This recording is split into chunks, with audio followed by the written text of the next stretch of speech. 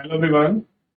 आप सब कैसे हैं? मैं उम्मीद करता हूँ कि बहुत अच्छे होंगे और अपनी पढ़ाई को बहुत कर रहे होंगे। मैं आकाश कुमार बढ़ाना आईसीटी वर्चुअल क्लासरूम में आप बहुत स्वागत करता हूँ।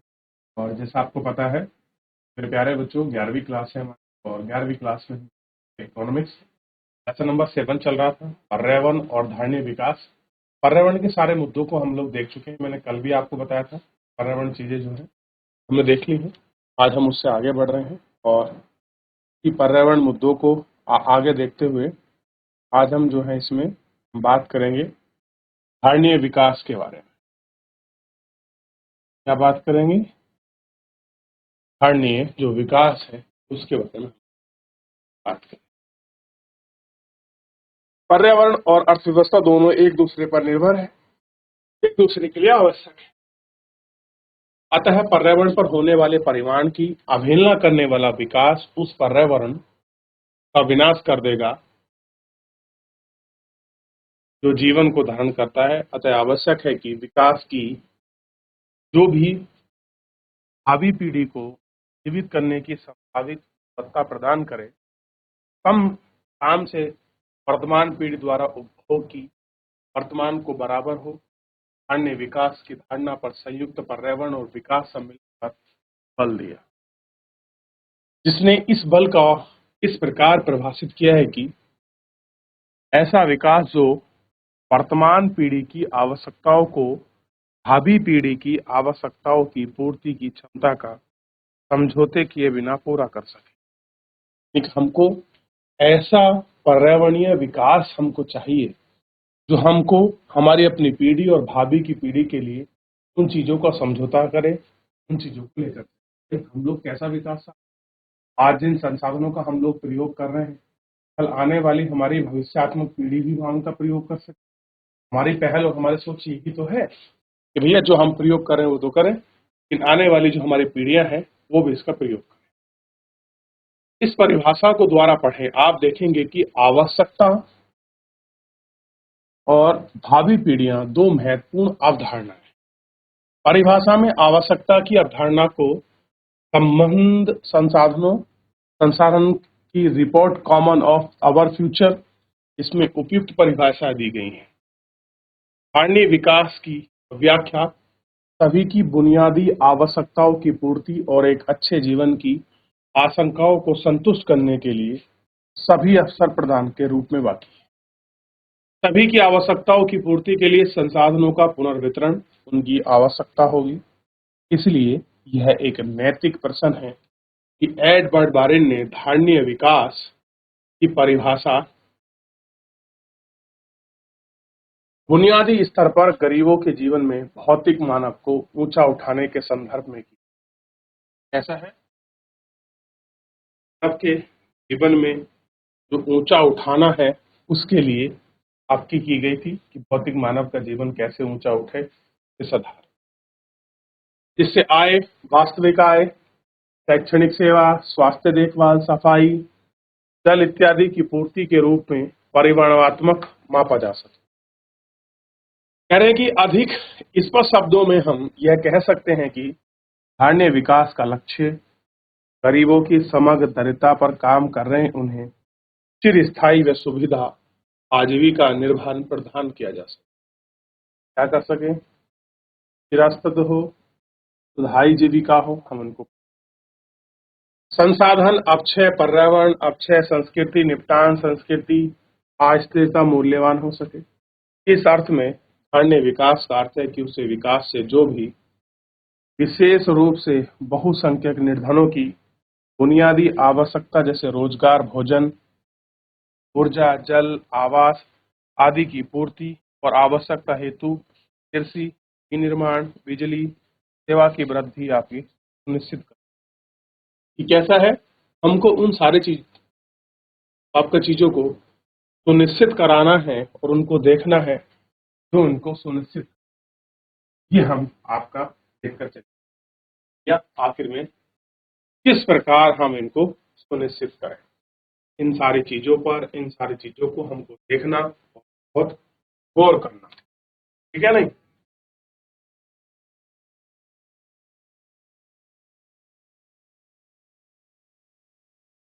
अब कह रहे हैं ब्रिटेन वुडलैंड महाकमीशन ने भावी पीढ़ियों को संरक्षित करने के लिए उन पर आपका जोर दिया। यह पर्यावरणविदों को उस तर्क के अनुकूल है, अरे ये पर्यावरणविदों के उस तर्क के अनुकूल है जिन्हें उन्हें इस बात पर जोर दिया था। यह पर्यावरण को उस तर्क के अनुकूल है जिन्हें इस बात पर जोर दिया जाता है कि यह नैतिक दायित्व है कि भावी पीढ़ियों को एक व्यवस्थित भूमंडल प्रदान करें। दूसरे शब्दों में वर्तमान पीढ़ी को आगामी पीढ़ी के द्वारा बेहतर पर्यावरण उत्तराधिकारी के रूप में सौंपा जाना कि भैया हम जो हमारी वर्तमान पीढ़ी है और जो वर्तमान पीढ़ी से आगामी पीढ़ी है उनको हम क्या कर सकें, एक बेहतर पर्यावरण उत्तराधिकार के रूप में सौंपा जाना।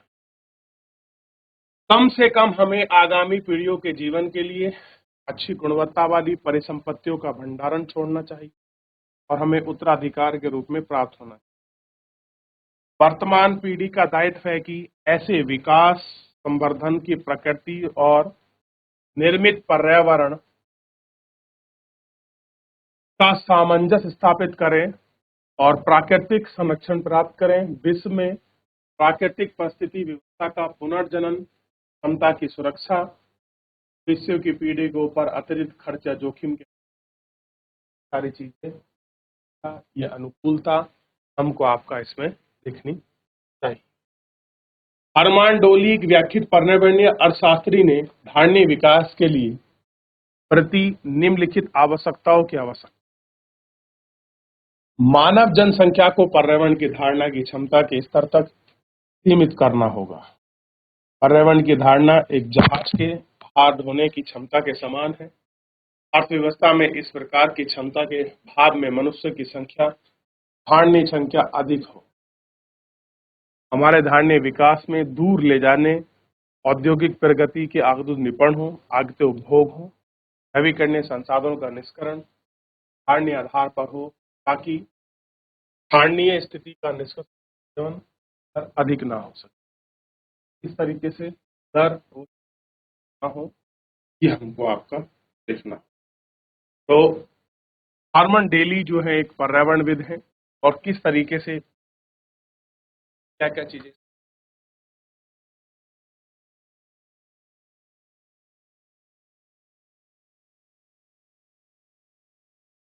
बात कर रहे हैं। गैर नवीकरणीय संसाधन का अपक्षय दर नवीकृत परिस्थितियों पर अधिक होना चाहिए। प्रदूषण के कारण उत्पन्न अक्षमताओं को सुधार किया जाना चाहिए।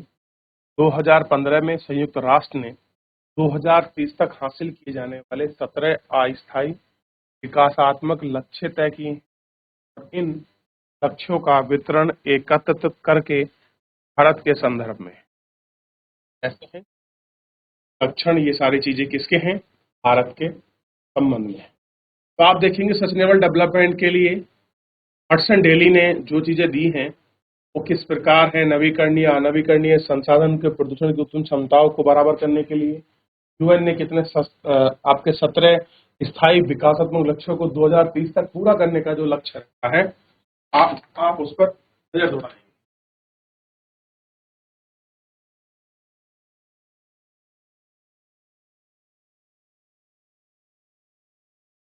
हमने ये बात कर लिया। अब हमारे सामने धारणीय विकास की सस्टेनेबल डेवलपमेंट को हम कैसे चलाएंगे, इसकी कुछ पॉलिसी से कुछ तो हम कह सकें। करें ऊर्जा के गैर परंपरागत स्रोत का उपयोग।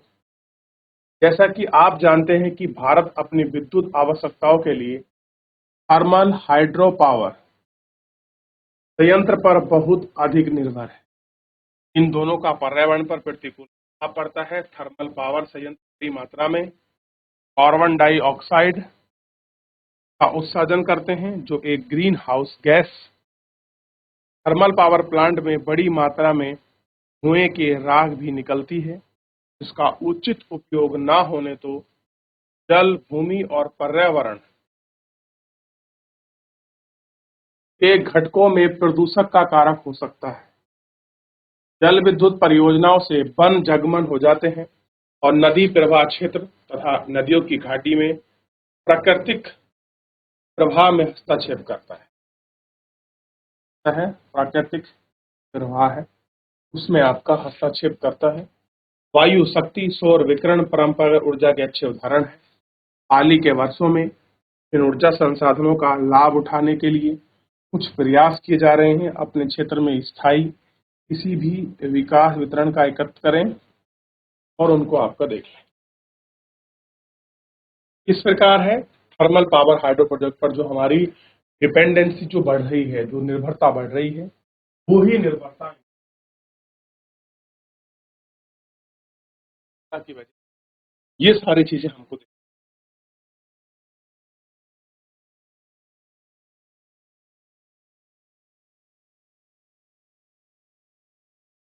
अब गोबर संयंत्र गैस का ईंधन उत्पादन करने के लिए गोबर का प्रयोग। अब देखते हैं, यहाँ गोबर किया जाता है, यहाँ गैस इकट्ठी हो जाती है और आप इस तरीके से गोबर संयंत्र हैं वो आपके लगे होते हैं।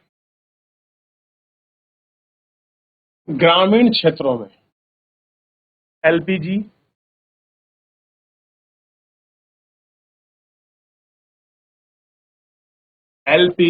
गोबर गैस। ग्रामीण क्षेत्रों में रहने वाले परिवार लकड़ी, उपले और अन्य जैविक इस्तेमाल ईंधन के रूप में। वन विनाश क्या होता है? वनों का विनाश। ठीक, हरित क्षेत्र में कमी, मवेशियों का गोबर में प्रत्यक्ष अप्रत्यक्ष वायु प्रदूषण, अनेक प्रकार के प्रतिकूल प्रभाव। स्थिति को सुधारने के लिए सब्सिडी के द्वारा कम कीमत पर तरल पेट्रोलियम गैस प्रदान की जाए। क्या कर रहे हैं हम? एलपीजी, तरल यानी कि लिक्विड पेट्रोलियम गैस का प्रकार एलपीजी और ब्यूटेन इसमें होती और मीथेन। कह रहे हैं कि इसके अतिरिक्त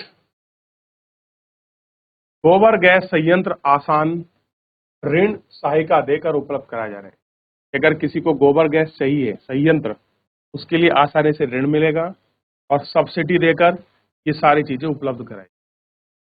यहाँ तक कि तरल पेट्रोल गैस का संबंध एक अच्छी ईंधन से है जो परिवार के प्रदूषण को काफी हद तक कम करता है और इसमें ऊर्जा का अपचय न्यूनतम होता है। और गोबर गैस संयंत्र को चलाने के लिए संयंत्र में गोबर डाला जाता है।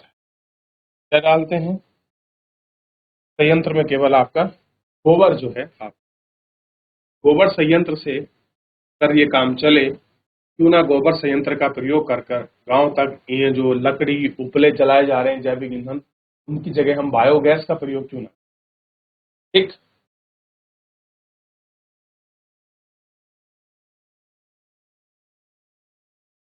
उससे गैस का उत्पादन होता है और हम क्या करते हैं, जो ईंधन के रूप में प्रयोग किया जाता है। जब बच जाता है, वह एक बहुत अच्छी जैविक उर्वरक मृदा अनुकूलन है। शहरी क्षेत्रों में उच्च प्राकृतिक गैस यानी कि सीएनजी, दिल्ली में सार्वजनिक आपका परिवहन प्रणाली में उच्च दाब प्राकृतिक गैस ईंधन के रूप में प्रयोग से वायु प्रदूषण बड़े पैमाने पर कम हुआ है। पिछले कुछ वर्षों में हवा स्वच्छ हुई है। अन्य भारी सीएनजी के उपयोग ने इसको प्रोत्साहन किया और उसको प्रोत्साहन में मिला। वायु राशि शक्ति, जिन क्षेत्रों में हवा की गति आमतौर पर तीव्र होती है, वहां पवन चक्कियां से बिजली प्राप्त की जा सकती है। ऊर्जा का यह है पर्यावरण पर कोई प्रतिकूल प्रभाव नहीं। आप अगर बायोमास गैस को यूज करोगे, सौर पैनल की बिजली को यूज करोगे, इन और पवन चक्कियों को, तो इससे कोई प्रदूषण आपका नहीं होता है। बिजली पैदा होती है, इसमें कोई शक नहीं है कि इसका प्रारंभिक व्यय बहुत है, लेकिन इसके लाभ हैं, इसलिए अधिक लागत को आत्मसात कर लेना, बढ़ावा देना। ठीक, फोटोवोल्टिक सेल, के द्वारा सौर शक्ति प्राकृतिक रूप से भारत में सूर्य की किरणें मध्य सौर ऊर्जा में भारी मात्रा में उपलब्ध। हम इनका प्रयोग आपके विभिन्न तरीकों से कर सकते हैं। उदाहरण के लिए कपड़े, अनाज, कृषि उत्पाद, दैनिक उपयोग के विभिन्न वस्तुओं को सुखाते हैं। सर्दियों में सूर्य की किरणें का उपयोग हम गर्माहट के लिए करते हैं। पौधे सौर ऊर्जा में प्रकाश संश्लेषण फोटोसिंथेसिस के लिए करते हैं। फोटोवोल्टिक सेल की मदद से सौर ऊर्जा विद्युत में परिवर्तन किया जाता है। ये सेल सौर ऊर्जा का एक विशिष्ट प्रकार के उपकरण के पड़ते हैं और ऊर्जा का बिजली में बदल देते हैं। यह प्रौद्योगिकी दूर दराज के क्षेत्रों में ऐसी जगह उपयोग है जहां ग्रिड और तारों द्वारा विद्युत पूर्ति संभव नहीं अथवा खर्चीली है। प्रौद्योगिकी प्रदूषण के पूर्णतः मुक्त है। हाल ही के वर्षों में भारत विद्युत ऊर्जा के माध्यम से बिजली उत्पादन को बढ़ाने का प्रयास कर रही है। भारत अंतर्राष्ट्रीय सौर संगठन नामक एक अंतर्राष्ट्रीय का नेतृत्व कर रहा है। हमने एक क्या बनाया है कि सौर ऊर्जा को बढ़ सके, अंतर्राष्ट्रीय सौर संगठन का हम लोगों ने आपको गठन किया। मेन उद्देश्य ये है कि जो देश पर आपका सूर्य की किरणें 200 दिन से अधिक हमको प्राप्त होती हैं, क्लियर है, उन सारे आपके देशों का एक संगठन बनाया जाए और हो सकता हो कि हम जितने ये प्राकृतिक संसाधनों का उपयोग कर रहे हैं उनकी निर्भरता को कम कर हम आपका जैसे कि वायु ऊर्जा, जल ऊर्जा, सौर ऊर्जा, इन सारी चीजों पर हम लोग अपनी डिपेंडेंसी बढ़ा सकें और सौर ऊर्जा के क्षेत्र में आगे बढ़ सकें, ऐसा प्रयास हमारा है और वही दिशा में हम लोग काम करते जा रहे हैं। आप जानते हैं फोटोवोल्टिक सेल होता है, शीशा लगा होता है, वो सूर्य की किरणों को ऑब्जॉर्व करता है और क्या होता है उसी से हमारी बैटरी ये इत्यादि चलते हैं, चार्ज होते हैं, तो हमको बिजली मिलती है। तो हमको सूर्य की चीजों से बिजली मिल सकती है, तो हम उसको आगे भी ये सारी चीजें कर सकते हैं। चलिए, अब है लघु जलीय प्लांट। पहाड़ी क्षेत्रों में सभी जगह पर झरने मिलते हैं। इन झरनों में से अधिकांश स्थायी, स्थायी का मतलब जो 12 महीने चलते हैं, बस उनको नीचे रहते हैं। इन हार्ड प्लांट क्षेत्र, इन झरनों में एक छोटे टरबाइन चलते हैं। टरबाइन से बिजली का उत्पादन होता है जिसको स्थानीय स्तर पर किए जा रहे प्रकार में पावर प्लांट पर्यावरण के कार में होता है, क्योंकि यहाँ पर वे लाए जाते हैं भू उपयोग प्रणाली में कोई परिवर्तन आपका कर सकते, पैटर्न कोई चीज आपका नहीं कर सकते। इसका यह भी है कि ऐसे प्लांटों का उपयोग बड़े संचार टावर और इसमें जरूरत नहीं होती और संचार की हानि को रोक सकते। कैसे है, तो संचार की हानि है, हम उसको भी आपका रोक सकते। इस प्रकार के हम प्लांट लगाएंगे, चीजों का उपयोग करेंगे, भू चीजों का उपयोग करेंगे, तो हमारे प्राकृतिक संसाधनों पर जिनसे प्रदूषण हो रहा है उन पर हमारी निर्भरता कैसी हो जाएगी, हट जाएगी। और यही इसी के साथ प्यारे बच्चों, आज के इस लेक्चर में ध्यान रखिए, स्वस्थ रहिए, अपनी पढ़ाई को बहुत अच्छे से करते रहिए। खुश रहने के लिए आपका बहुत